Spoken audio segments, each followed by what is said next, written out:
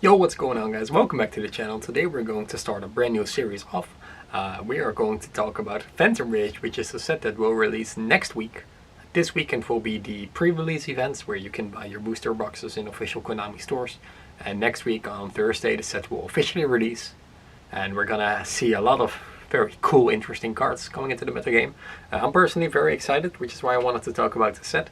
I'm going to talk about all the archetypes, brand new cards, standalone cards that are really cool and important and that you should probably know, or at least get to know. Of course, this set is very big. It's a main set and it's gonna have like 10 million cards, 100 I think. I'm not gonna be able to cover everything, so I'm just gonna cover everything I can, which I find important, and I'm gonna make a very broad approach about them. You know, I'm not going to talk about all the individual mutant cards. I'm going to talk about the entire generic archetype and see where things will go off from there. So Mutants is actually the first archetype that I really wanted to talk about. This is a brand new archetype that we have not seen so far. It's a TCG exclusive, so the OCG never had the time to play around with it. And from all I can see, it's looking very cool, very unique and exciting. It has, of course, the level 3 monsters that summon the other monsters from the deck, and the other monsters do stuff when they are summoned, and they can fusion summon into their bonus Mecha Boss monster. The archetype is looking kind of promising. It does need a lot of support though, still. One of the most important things Konami should probably do is bring Italy to 3 for this deck, but I'm not sure if that's a really good idea. The fusion monsters are really cool boss monsters. The deck works really cool. You have the small monsters, they summon the big monsters, then you fusion summon the very big monsters, and they are your very cool boss monsters. The deck is really solid on its own. You can mix it, of course, because it's the cards they banish themselves and other cards from your hand or field. This combines very well with Thunder Dragon, which is something I'm very excited about. I would like to see a Titan on the field together with the boss monsters of Mutants, which will look very cool and menacing in my opinion. This is definitely a deck to look out for. I really hope they get more support because they are not quite there yet.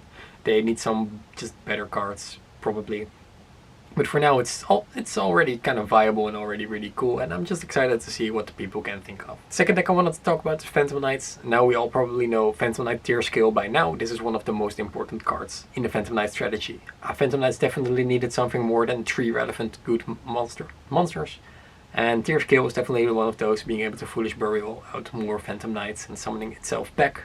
This card is definitely what the deck needed. This will fuel both pure Phantom Knights, to fuel Burning Abyss as well, which is going to be an archetype that's going to be huge with this set because of their skill.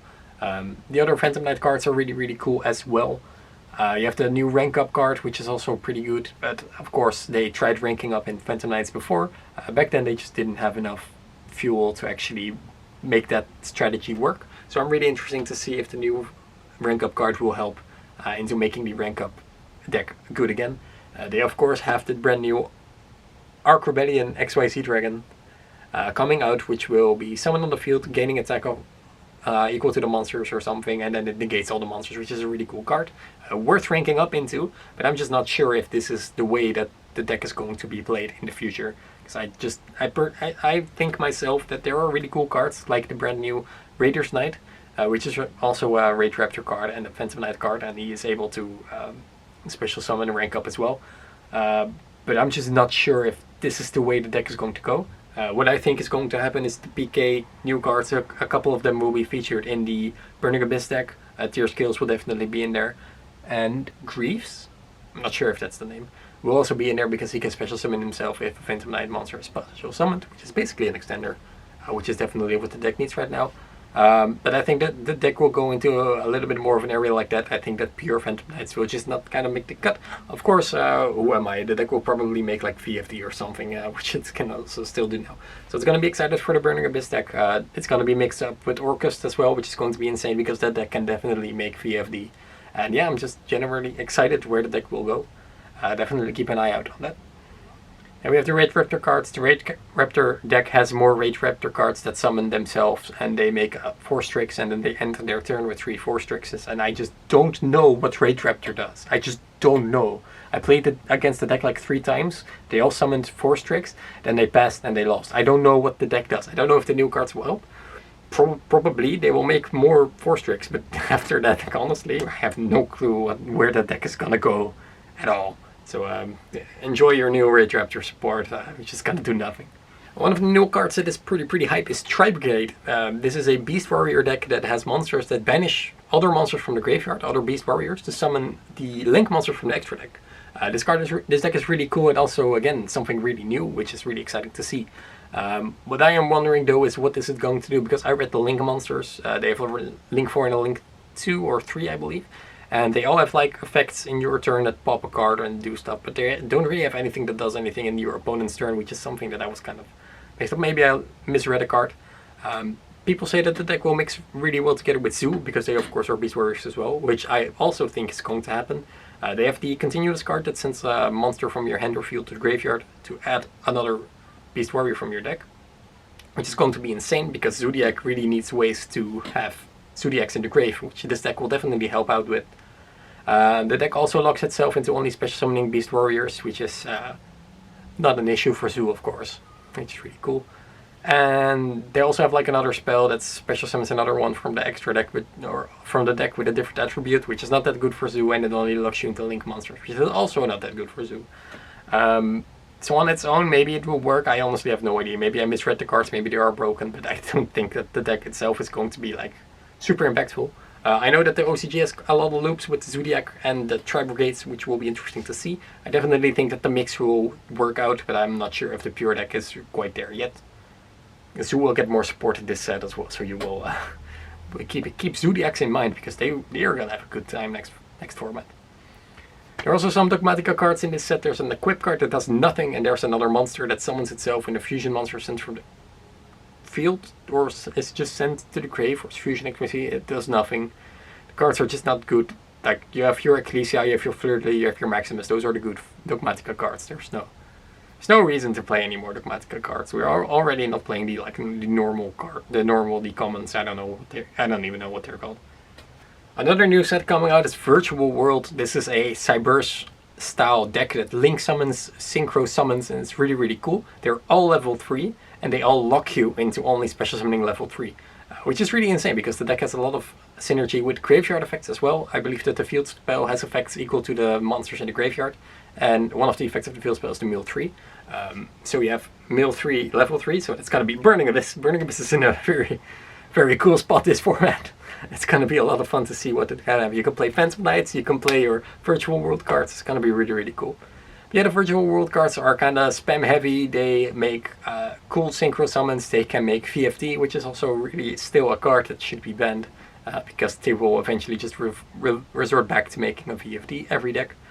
But they are really, really cool. They can utilize Trishula, the Crocodon. They have their own monsters. They have their own rank 3, which is really good, which helps you with negating monster effects, I believe, which is also very good for Burning Abyss, because it now has a level 3 that negates. And overall, this deck is looking kind of solid. Of course, with all the Cyberse support out there right now, it's only a matter of time before the deck will definitely break. One of the things though that with this deck is that it locks you into level 3, but it also locks you into only making link 3s or higher this turn, which is very, very big, because then you cannot make Update Jammer, which is one of the most important strategies of the Cyberse decks right now. So I'm not sure where the deck will fit in this format, because it does have a lot of the benefits of the Cyberse archetype, but it also misses some. So it's going to be interesting to see where the deck will go. Definitely keep your eye on that. And we have Dual Avatar, another new archetype, and I read these cards and I thought myself, this could have been better. They have a spell card that summons your entire field. It fills it with tokens, and they all have like monster effects that destroy a monster to add a spell or trap. And it looks kind of fun, but it also looks kind of sad, because I read the fusions, and again, they didn't do anything in your opponent's turn. The entire gimmick of the deck is you summon your tokens and you fuse them together, or together with one of the monsters, and then you have another monster. Which is really cool, and it sounds really cool to fill your entire board up with tokens, but if the reward from there is nothing, because the fusions, they don't do anything. They only do things in your opponent's turn, and I believe in the battle phase. I believe that their main monster, the ultra rare, was only in the battle phase, so I'm not really sure on that. If I'm missing something about the deck, definitely leave a comment down below, but I am definitely wondering where this will go, because honestly, it just looks kind of lackluster for me. Like, it has such a cool gimmick, such a cool archetype, and then you make your boss monster like really, yeah, we're gonna have to see where that's going. And something that is coming as well is the final wave for the UA support. Back then, TCG exclusives always got 4 waves of support. UA never got the 4th wave, which is why it was kind of a lackluster deck. But they finally have their support, which is really, really cool. Really interesting. I don't like the deck myself, but I read the cards and they were really cool. They have another level 4 monster, which is something the deck needed because they needed monsters on the field to... It's a deck that works like you have the tiny monsters and you swap them for the big monsters from your hand if you control another monster, and they have effects when summoned. And it's a really cool gimmicky archetype and it really works quite well, but they never really had anything to summon on the field. But now they have a second link 4, or a rank 4, level 4. I said everything except level. But they have a second level 4 right now, and that's really, really interesting to see because they can now finally make plays. They also have another card that's coming up, which is called Player Manager, which summons itself when you summon another YuGiOh. We're talking about YuGiOh here. And you can destroy cards on the field, you can negate. It's really cool card. The deck is gonna be really cool. They also have another field spell coming out that searches cards. Like this deck is gonna, all these cards that just got released are just better than the cards that they had before. It's really gonna be interesting to see YuGiOh again in the metagame. I really wonder what the deck can do right now with, of course, all the new cards. We haven't seen it for a while because it was just kind of lackluster. But this is definitely support that the deck needed. This is the way things just should always be for new support. It should actually do something.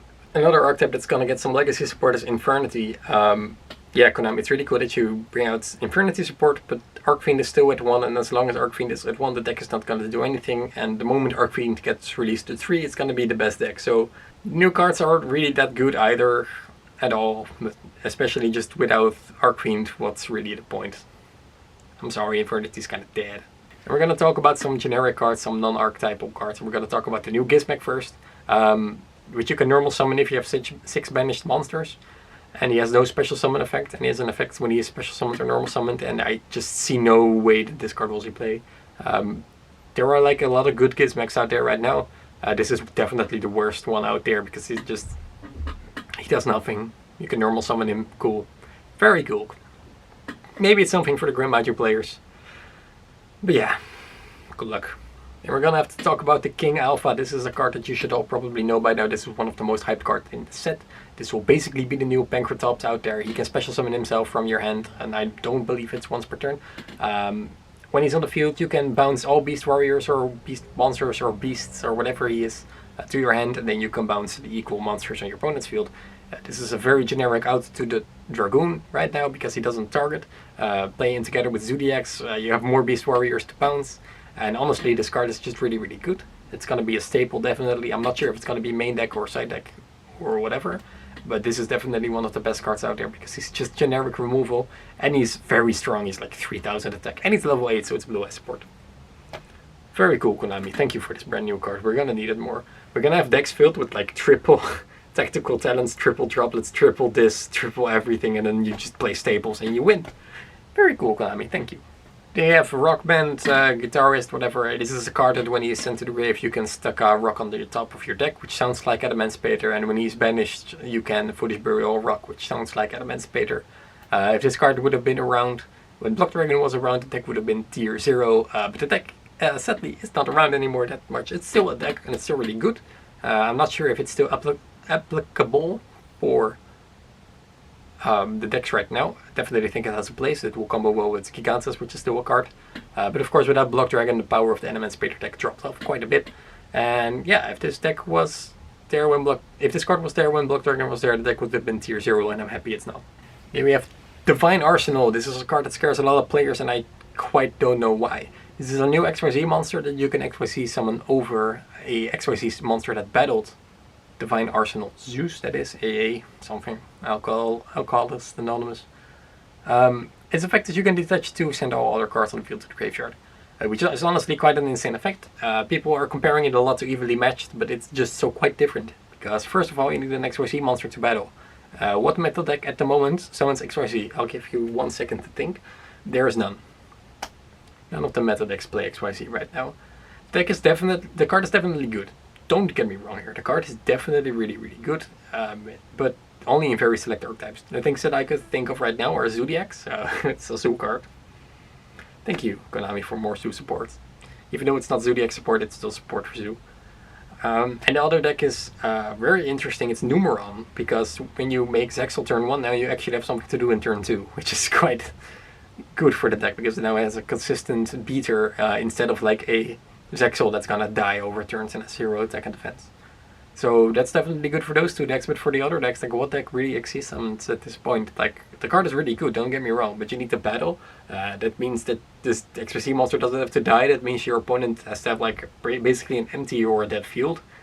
And then it can just be negated, and it's oppressive. I definitely agree to that, because you can make it, you know, if you're playing Zoo, you can just play your deck and you make it in Zoo. But then again, we're only talking about Zoo here. There's no other deck that this deck is going to be played in at. So yeah, I just don't know where this is gonna go. And we have Prankit support. This card is broken if you're a Prankit player. Enjoy. If you are not a Prankit player, don't play the deck. It's really not fun to play against. And the last card I wanted to talk about is a Link 2. It's Geometric Transverser. This is a rock link, which is interesting, that points that way. And once per turn you can swap the monsters that it points to the other side of the field, which is interesting. It's a creature swap on legs. Very cool, Konami. This is exactly what the game needed right now. So yeah, that's kind of the cards that I wanted to talk about in this set. There's going to be a lot of support for archetypes. There's going to be a lot of support for you know, decks that already exist, like Zoo. Gonna be fun. And it's just interesting to see where this deck will go. What are you hyped for? What deck are you going to play after this set? And let me know in the comment section down below. And we're going to see you when we are in the Zodiac Tier 0 format. Thank you guys for watching. I'll see you guys soon. Bye guys.